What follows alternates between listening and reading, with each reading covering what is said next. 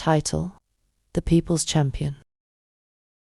On the outskirts of Oman, a small rural community tucked between rolling hills and dense forest, lived Obi, a man of humble beginnings. With his weathered hands and clothes patched so many times they looked like a quilt, he spent his days farming the meager plot of land he inherited from his father. The soil was tired, yielding little more than cassava and maize, and Obina barely made enough to feed his family. Yet, he was known throughout the village for his integrity and boundless optimism. Obi's story wasn't just one of poverty, but of resilience. His father, a widowed blacksmith, had died when Obi was only 12, leaving him to care for his 2 younger siblings, while other children played in the fields. Obi worked tirelessly to provide for the family. Over time, his hard work earned him respect, but it also became a barrier. Obi's head is always buried in work, people would say. Though respected, he remained on the fringes of village life, often too burdened by responsibilities to join community festivities. But this distance also gave him perspective. He observed the villagers' struggles with a clarity others, distracted by their daily lives, often missed. He saw the cracks in the foundations of their community, and though he didn't say it aloud, he dreamed of a day when those cracks could be repaired. Every market day, Obi would lend a hand to neighbors struggling to load their wares, or he'd share his produce with families who had even less than he did. When disputes arose, he was often the mediator, his even-tempered nature diffusing tensions. Over time, people began to look to him not only as a neighbor, but as a moral compass. A man so had long been neglected by the government. The roads were so riddled with potholes that cars rarely ventured in. The lone health center had no doctor and often ran out of medicine. Children learned under roofs with gaping holes that let in the rain, and the community's farmers were left to toil with outdated tools and no support. The village's youth, tired of the endless cycle of poverty, often left for the city, never to return. Those who stayed were resigned to their fate, their dreams buried under the weight of reality. The residents had grown weary of politicians, who only appeared during elections to make empty promises and disappear afterward. Many villagers had given up hope that their lives would ever change. But as the situation worsened, the spark of resistance began to flicker anew.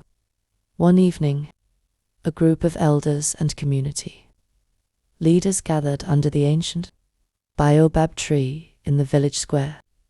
"We cannot sit and watch this neglect continue," Chief Agoro, the head elder, declared. "We need one of our own to represent us in the government, someone who understands our struggles." "But who?" a woman asked. "All the educated ones leave for the city and never return." It was Nika, the village midwife, who finally suggested Obi. "He has no riches, no connections, but his heart is pure," she said. "If we pool our resources, we can sponsor him to run for office." The idea took root. The villagers, despite their poverty, began contributing whatever they could. Some gave money, others donated food to sustain Obi during the campaign. When the proposal was presented to him, Obi was reluctant at first. "Me? A politician?" He laughed nervously. "I'm just a farmer. What do I know about governance?" "You know what's right," Nika said firmly, "and that's more than we can say for those in power." After weeks of persuasion, Obi finally agreed, though his wife Jennifer was less enthused. "What kind of madness is this?" she fumed. "We're already struggling, and now you want to go chasing dreams?" "It's not about me, Jennifer," Obi replied. "It's about the community. If we don't stand up for ourselves, who will?" She muttered under her breath, but relented, though her skepticism lingered. In truth, Gen 8's discontent stemmed from years of hardship. She had once been a spirited young woman with dreams of her own. but the weight of poverty had worn her down. While Obi found purpose in helping others, Jennifer saw it as another burden. Chapter 2: A Rising Star. Obi's campaign was unlike anything the region had ever seen. While other candidates threw lavish rallies and distributed bribes, Obi walked from village to village, meeting people in their homes and marketplaces. He listened to their concerns, their stories of hardship, and their dreams for a better future. "I have nothing to give you but my word," he told them. "If you trust me, I will fight for you." His sincerity resonated with the people. When election day arrived, Obi won by a landslide, shocking the political establishment. His victory was hailed as a triumph of the common man, but it also earned him powerful enemies. Many seasoned politicians viewed him as an outsider who had no business in their world. Behind closed doors, whispers of sabotage and conspiracy began to circulate. Obi wasted no time getting to work. True to his promises, he began by lobbying for a new hospital in Amman. After months of relentless advocacy, funding was approved and construction began. Next, he secured grants to renovate the schools and repair the roads. With the help of agricultural experts, he introduced mechanized farming techniques, transforming the community's fortunes. Farmers began to see bountiful harvests, and families that once struggled to eat could now sell surplus produce. As his achievements mounted, Obi's popularity soared. He became a beacon of hope, not just in Amanso, but across the region. Yet, with success came challenges. His fellow politicians, envious of his grassroots support and unwavering principles, began plotting against him. They spread rumors, attempted to sabotage his projects, and even tried to bribe him into abandoning his reformist agenda. But Obi remained steadfast. "I'm not here for wealth or power," he told his detractors. "I'm here for my people." Chapter 3: Humble Beginnings. Before the weight of politics and the gaze of an entire community fell upon him, Obina's life was defined by simpler struggles and enduring love. He met Jennifer on a sunlit morning at the village well, where the young woman stood balancing a clay pot on her hip. She was new to Amanso, having moved there with her widowed mother. The moment he saw her, Obi was struck by her confidence, her easy laughter, and the way she treated even the youngest children with warmth. Obi, shy by nature, spent weeks finding excuses to visit the well at the same time she did. Eventually, his efforts paid off. One morning, as Jennifer struggled to lift her pot, he stepped in to help. "Allow me," he said, his voice trembling slightly. She smiled. "Thank you, kind stranger. What's your name?" From that moment, their bond grew. They talked about everything: her dreams of becoming a seamstress, his dedication to his farm, and their shared hope of building something lasting in America. They were drawn to each other by a shared resilience, both having lost parents young and understanding the fragility of life. They married in a modest ceremony attended by the entire village. Their first years together were difficult, but filled with quiet joys. They worked side by side in the fields, planting maize and cassava. Evenings were spent under the stars, sharing stories and dreams. Despite their poverty, they found contentment in their companionship and in the simple beauty of their surroundings. When Jennifer's first sewing machine arrived, bought with savings, scraped together over 2 years, she wept with joy. "We're building something, Obi," she said. "Slowly, but we're building." In those early years, they were comfortable in their modest life. Obi's work in the fields and Jennifer's sewing brought in just enough to sustain them. They didn't envy those with wealth. They focused instead on what they had: a growing love and a deep connection to their community. But as the years passed and their family grew, the strain of survival began to wear on Jennifer. The love that once buoyed her through hardship now felt like a distant memory, overshadowed by the weight of unfulfilled dreams. For Obi, however, those humbling beginnings were a constant reminder of what truly mattered. He never lost sight of the joy they once found in simplicity, even as Jennifer struggled to reconcile their past, contentment with their present challenges. Chapter 4: Trouble at Home. While Obi's public life thrived, his home life was unraveling. Jennifer, who had grudgingly supported his campaign, grew increasingly resentful. She saw other politicians living in mansions, driving luxury cars, and traveling abroad with their families, while she and Obi remained in their modest house. "How long will we live like this?" she demanded one evening, slamming a plate of food on the table. "You're a politician now. We should be enjoying life, not scraping by like peasants." "Ada, you know why I'm doing this," Obi said calmly. "The money meant for mansions and cars is building hospitals and schools. Isn't that worth more?" "Maybe to you," she snapped. "But what about your family? Don't we deserve better?" Her words stung, but Obi held his tongue. He understood her frustration, but he couldn't abandon his principles. Still, the arguments became more frequent, and Jennifer's bitterness began to affect their children, who were caught in the crossfire. Chapter 5: The Turning Point.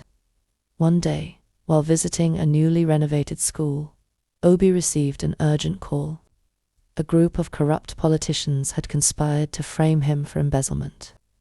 The allegations were baseless, but the scandal threatened to overshadow all his accomplishments. As protests erupted, Obi's enemies demanded his resignation. Jennifer, instead of offering support, saw it as an opportunity. "Maybe this is your chance to step down and live like the others," she said. Obi stared at her, heartbroken. "Is that what you think of me? I think you're a fool for sacrificing so much for people who will never appreciate it," she replied coldly. Despite the odds, Obi fought to clear his name, with the help of evidence provided by loyal colleagues and testimonies from grateful residents. The truth came to light. Not only was he exonerated, but the scandal also exposed the corruption of his detractors, leading to their downfall. Chapter 6: A Mixed Ending. Obi's vindication was celebrated throughout Oman. The hospital was completed. The roads were smooth and safe, and the community flourished. Yet, the strain on his marriage remained.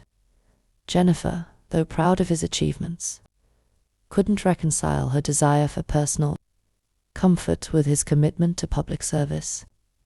One evening, as they sat in their small living room, Obi spoke softly. "Jenny, I love you and the children more than anything, but I can't turn my back on what we've built. If you can't accept that, then perhaps we need to rethink our future together." Tears filled her eyes, but she said nothing. For the first time, she saw the weight he carried, the sacrifices he made not just for the community, but for his family. Yet, her silence spoke volumes about the growing chasm between them. In the months that followed, Obi continued his work. Though his home became a place of quiet tension, he found solace in the gratitude of his people and the tangible progress around him. Jennifer, while still distant, began to see glimpses of the man she fell in love with, a man driven by a vision larger than himself. The story of Obi remains a testament to the power of integrity and the cost of leadership. In Amanso, he is hailed as a hero, though his personal life serves as a poignant reminder that even the noblest paths come with their share of thorns. Title: Midwife Trafficking Exposed, Lola Ademola and Ini Ola Ini. Coca first met on the bustling campus of Lagos, University College of Medicine. Both young, ambitious, and full of dreams, they gravitated toward each other during the first grueling weeks of nursing school. Lola, with her steady hands and calm demeanor, had a natural talent for caregiving. Eni, on the other hand, was vivacious, quick-witted, and always the first to crack a joke when stress levels hit a boiling point. Their friendship blossomed quickly.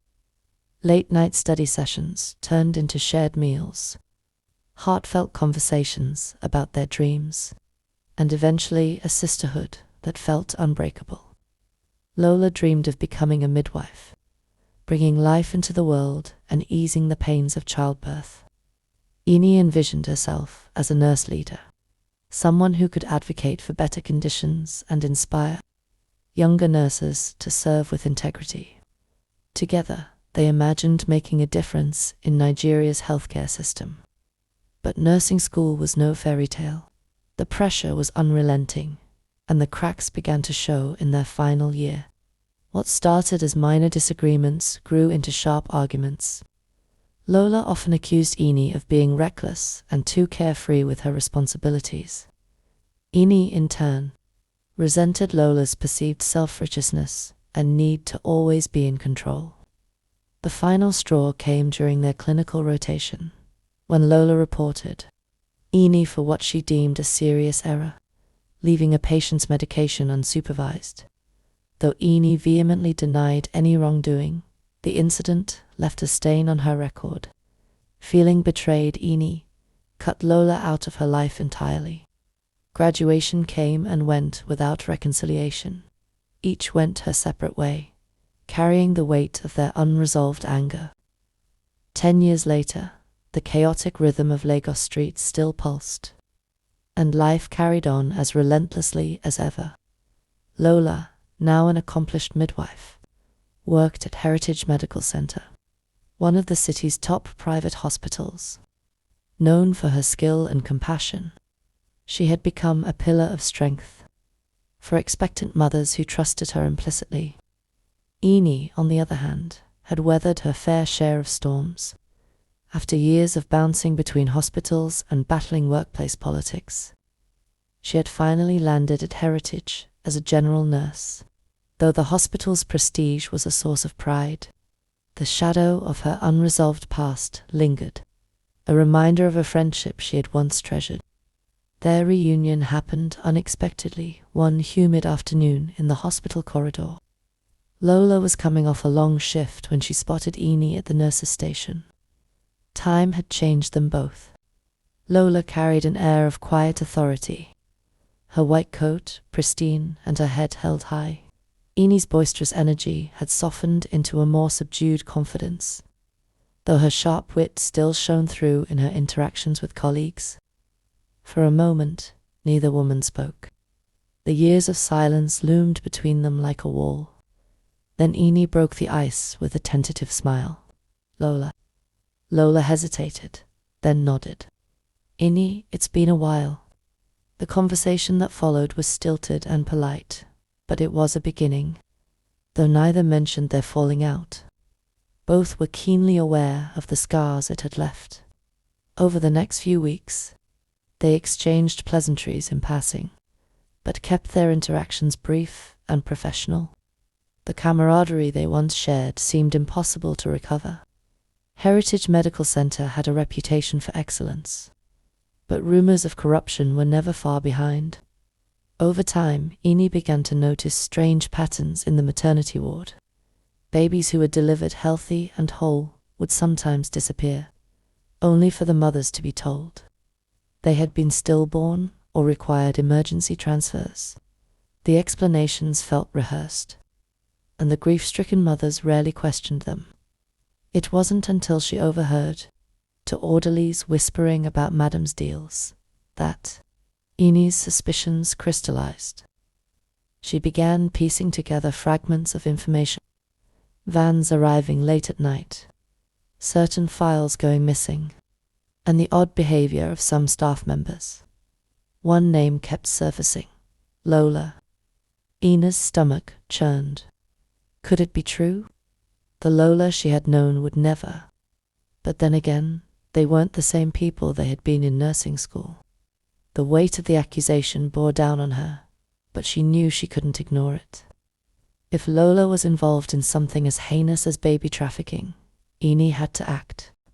Determined to uncover the truth, Eni began watching Lola closely. She noticed that Lola often worked late into the night, long after her shifts had ended. On more than one occasion, Eni saw her slipping into the administrative wing, where patient records were stored. It wasn't much, but it was enough to deepen her unease. One evening, Eni decided to follow her. She trailed Lola to a storage room near the maternity ward. Peeking through the cracked door, she saw Lola handing over what appeared to be a medical file to a man in a crisp suit. The man handed her an envelope, which she quickly tucked into her pocket. Ina's heart pounded. It was one thing to suspect, it was another to see it with her own eyes. But she needed proof. The next day, Eni confronted Lola in the staff lounge. "Lola, what's going on? I saw you last night." Lola's expression hardened. "I don't know what you think you saw, but you should mind your own business." "Don't do this," Eni pleaded. "If you're in trouble, let me help you.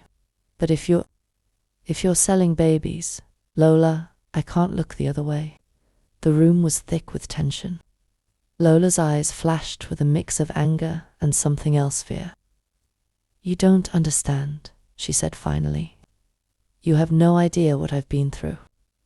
"Then help me understand," Eni said. "Because right now, all I see is someone I used to trust doing something unforgivable." Lola turned away, her shoulders slumping under the weight of the accusation. "Stay out of it, Eni, for your own sake." Unwilling to let it go, Eni began documenting everything she observed. She secretly recorded conversations, collected copies of suspicious documents, and even managed to take a blurry photo of the man Lola had met. With enough evidence in hand, she approached the hospital's administration, only to be met with resistance. "These are serious allegations," the director said, frowning. "But without concrete proof, we can't take action." Frustrated but undeterred, Eni took her findings to a journalist friend.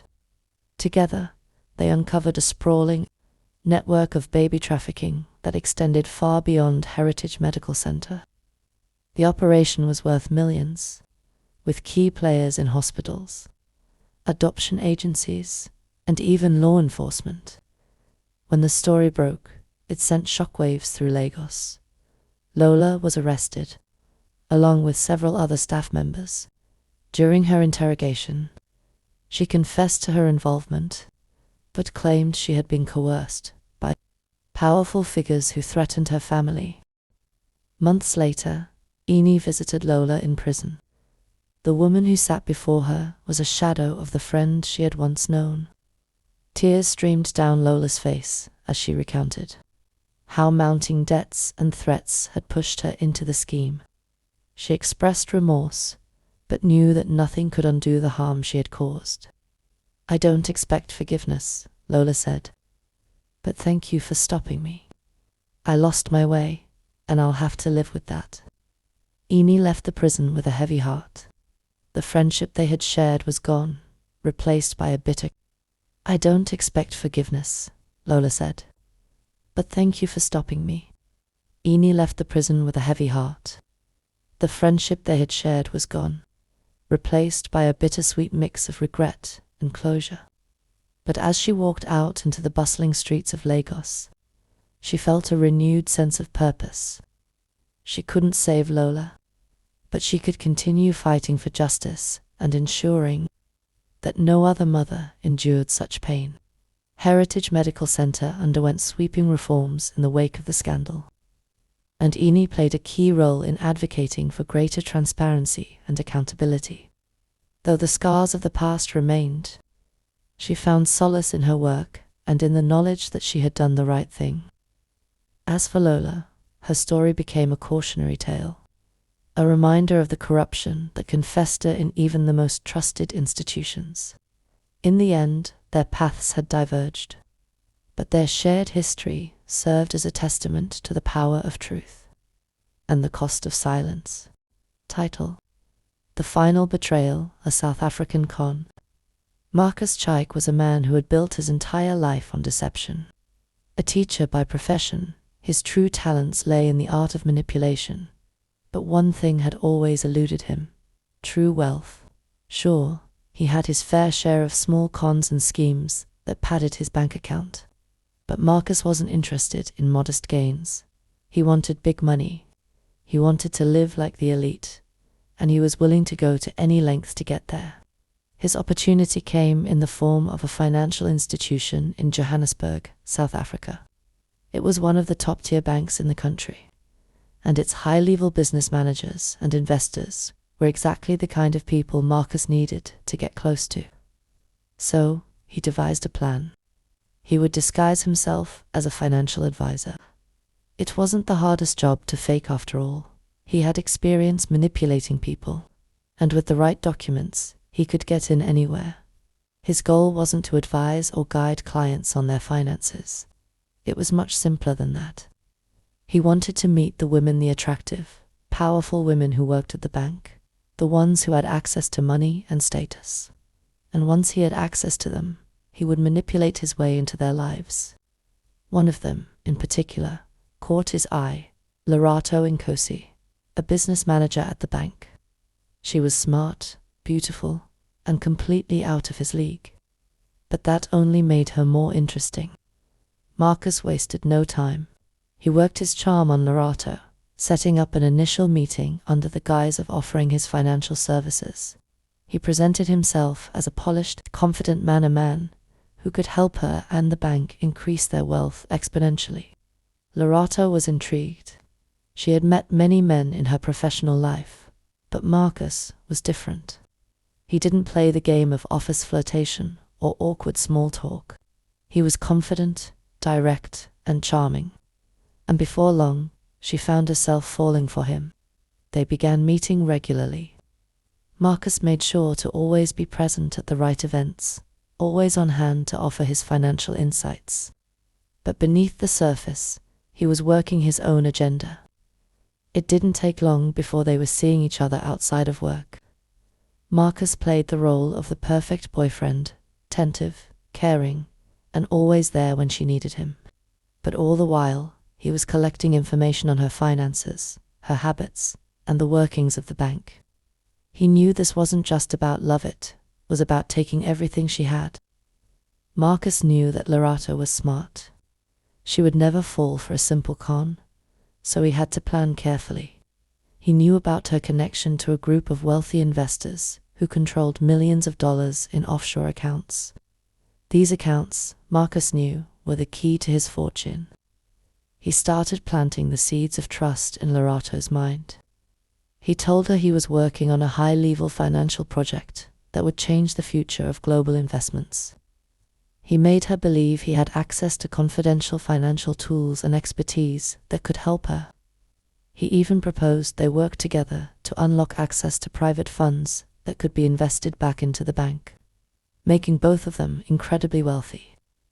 What she didn't know was that Marcus had already started to siphon off money from the bank's hidden accounts. Slowly at first, moving small sums to test the waters. But he wasn't satisfied. He wanted everything. Lerato, in the meantime, was completely smitten. She trusted Marcus more than anyone.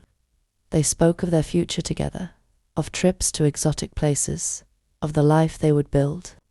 In Marcus, she saw a man who could not only share her ambitions, but also amplify them. But Marcus was playing a much darker game. As he grew closer to Lerato, the more he understood her vulnerabilities, her ambition, her desire to prove herself, and her need for someone who truly understood her in a world where trust was hard to come by. When he saw that she had begun to fall for him completely, Marcus upped the stakes. He manipulated her into believing that if they combined their financial expertise, they could control not just a small fortune, but an empire.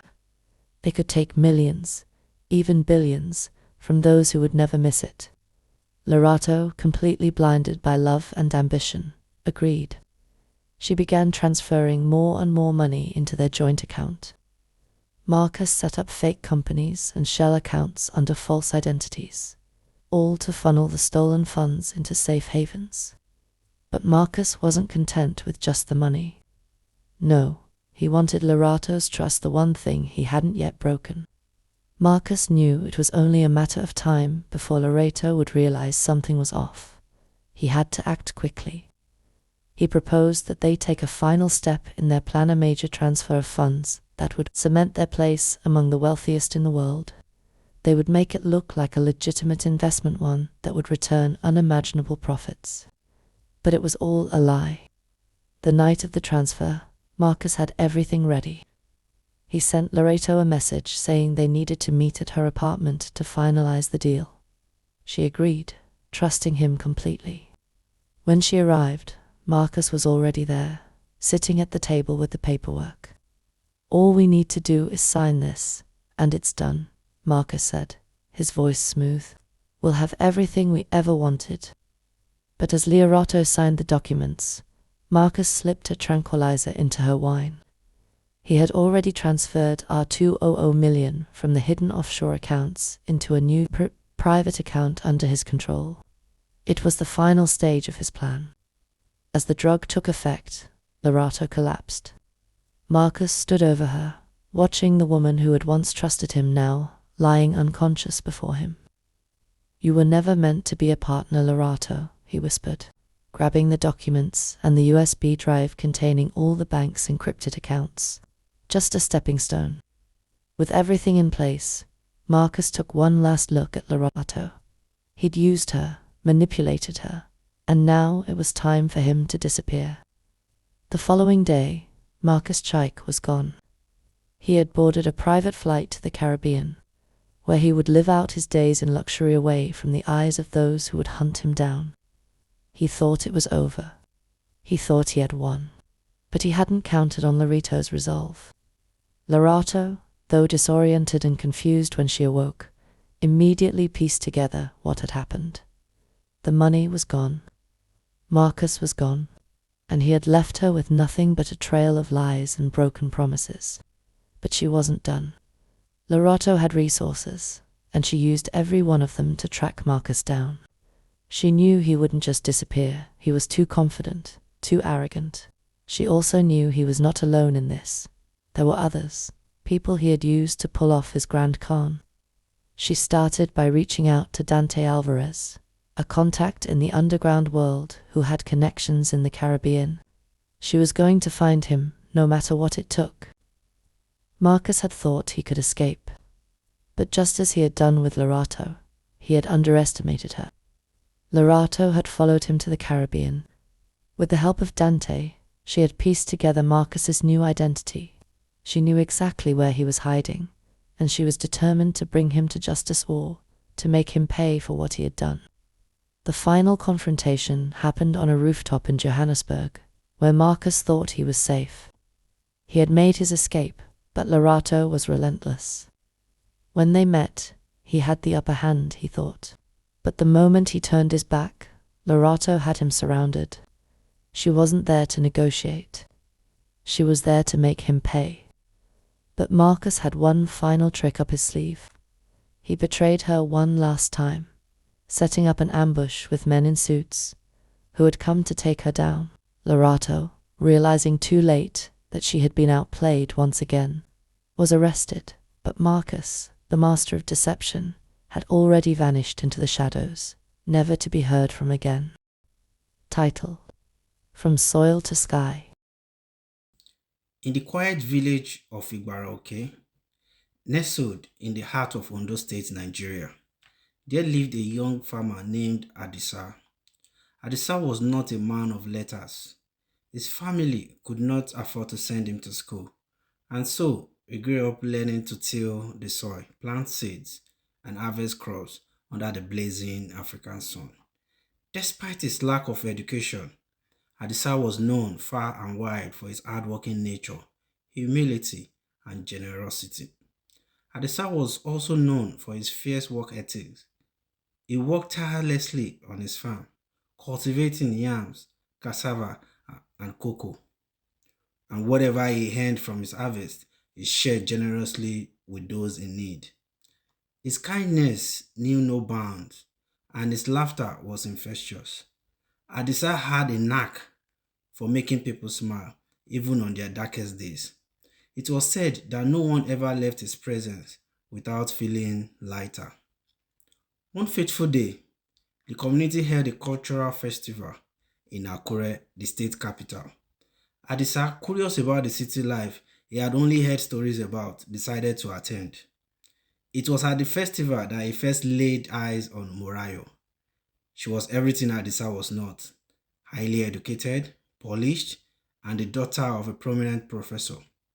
Morayo had just earned her PhD in sociology and was well respected in academic and social circles. Though to many, the two were worlds apart, but to Adisa, there was something about Morayo that felt familiar. He approached her with his characteristic humility and a touch of humor that caught her off guard. "Ah, fine, madam," he said, scratching the back of his head. "If I were a professor like you, I would be teaching the sun how to shine brighter because you have dimmed its light." Morayo burst into laughter. She was charmed by his simplicity and the warmth in his eyes. Intrigued by his humor, she struck up a conversation with him. Adisa's sincerity and humility shone through. Despite their vastly different worlds, they connected immediately. Life was very different for Dr. Morayo Adebayo. Born into affluence, she was the daughter of a renowned professor and a high-ranking civil servant. Morayo was admired for her intellect, beauty, and poise. Morayo was in a serious relationship with Tade, the son of a wealthy oil magnate. Tade was everything her family had hoped for: educated, well dressed, and rich. He showered her with expensive gifts, took her to luxurious places, and often boasted about the future he could offer her. Yet something felt off. Tade's world revolved around material wealth, and his arrogance often overshadowed his charm. Morayo began to notice his condescension towards people he considered beneath him. On one occasion, during a charity event, Tade had sneered at a young boy selling oranges. "Some people are just born to be poor," he had said casually. Morayo, who had always believed in the dignity of all people, found herself questioning her relationship with Tade. Though he provided everything she could want materially, she realized she felt increasingly empty emotionally. However, after their first meeting, Morayo found herself thinking about Adisa more often. She began to notice how alive and light-hearted she felt in his presence. Meanwhile, her relationship with Tade grew more strained. Tade's obsession with wealth and status began to suffocate her. He dismissed her concerns, believing his money could keep her satisfied. One day, during a dinner at a high-end restaurant, Tade made a remark that became the final straw. A waiter had accidentally spilled a glass of water on him, and instead of handling it gracefully, Tade erupted in anger, belittling the young man in front of everyone. "This is why some people don't deserve to be anything more than servants," he spat. Morayo was horrified. She realized she couldn't spend her life with someone who had no respect for others, no matter how wealthy he was. That night, she ended her relationship with Tade, shocking her family and friends. "I don't want a man who looks down on others," she told her mother. "I want someone who values people, no matter their status or background." As fate would have it, Morayo and Adisa crossed paths again at another community event. This time, she initiated the conversation. She was drawn to his authenticity and the way he made everyone around him feel seen and valued. Adisa, though flattered by her attention, was initially hesitant. Madam, I'm just a simple farmer, he said. I don't have the kind of life you are used to. Morayo smiled.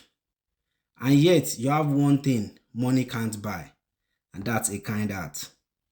They shared contacts, and over time, the two began to talk.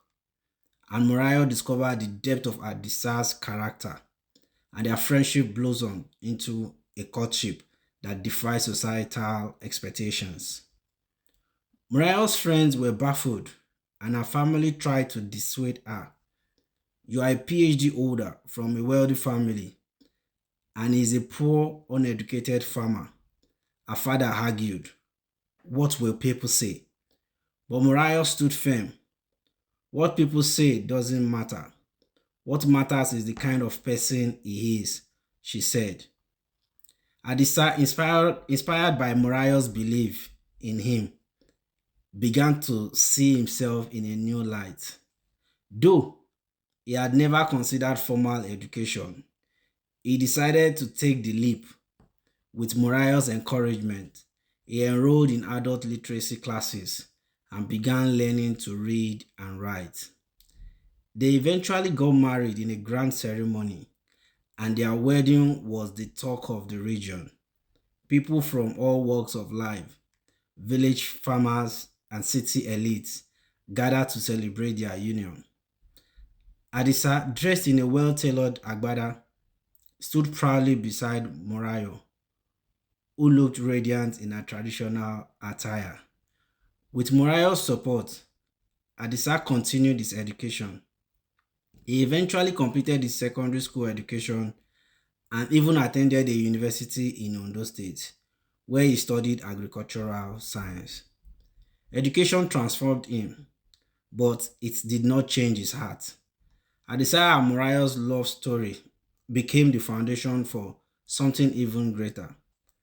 After completing his studies, Adisa returned to Igbaraoke with a dream to ensure that no child in the village would face the same struggles he had. Using his combined resources, they built a school, Ireti Ayo Community School, which provided free education to all children in the community. Adisa hired qualified teachers and personally paid their salaries. The school also offered adult literacy programs, ensuring that farmers and artisans could gain basic education. Adisa and Morayo's effort transformed the village. Children who had once walked miles to attend a rundown school now had access to quality education. The ripple effect of their work spread beyond Igbaraoke, inspiring neighboring communities to invest in education. Years later, Adisa stood in front of a crowd during the school's anniversary celebration. With Morayo by his side, he addressed the students, many of whom were the children of the farmers he had grown up with. My story began in the soil, he said, his voice filled with emotion, but with hard work, education, and the love of a good woman. I have learned that our roots do not determine how high we can grow. Education is the seed, and with it, we can all reach for the skies. Morayo smiled as she watched him speak. She had once been courted by a man with riches, but in Adisa, she had found a wealth far greater, a man with a heart big enough to change the world around him. Morayo often joked that she had married a man with a PhD in humanity. Their love story became a legend in Ondo State, a testament to the power of kindness, perseverance, and the belief that true wealth lies in lifting others.